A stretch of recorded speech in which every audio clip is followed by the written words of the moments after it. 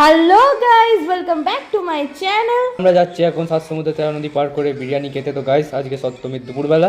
তো গাইস দেখতে থাকো, আমরা বিরিয়ানি দোকানে চলে এসেছি। তো গাইস সেখানে ভাইবটাই আলাদা গাইস, পুজো পুজো ভাইব গাইস। তো দেখতে আর এই থাকো। আধাটার একটু পাস্ট প্রেজেন্ট টেন্সে একটু গন্ডগোল আছে, প্লিজ ওকে একটু ইগনোর করবেন। আর তার সাথে আপনারা রেস্টুরেন্টের এনভায়রনমেন্টটা এনজয় করতে থাকুন।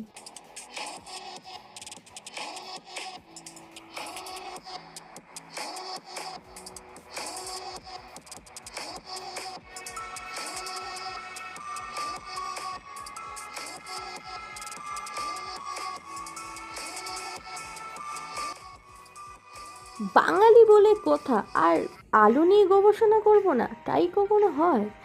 তাই আলু নিয়ে গবেষণা করে মাংসর একটু টুকরো ভেঙে আলুকে ভেঙে যখন মুখে দিলাম, উফ গাইস, টু গুড। আর যে দোকানের নাম রেওয়াজি, তার মাটন তো রেওয়াজি হবেই। চিকেন চাপের সাথে বিরিয়ানি যুগলবন্দি তো আমরা সবাই জানি।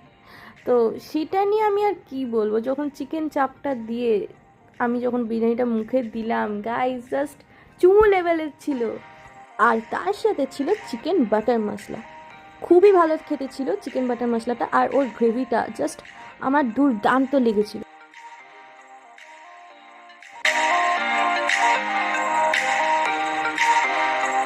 আমার পার্সোনালি বিরিয়ানির সাথে চিকেন চাপের যুগলবন্দি থেকেও চিকেন বাটার মশলা যুগলবন্দিটা বেশি ভালো লেগেছিল। তো আমি ওটাই রিকমেন্ড করবো আপনাদেরকেও। আমাদের নতুন আউটলেট রেওয়াজির নতুন সাজান অ্যাভিনিউতে হচ্ছে।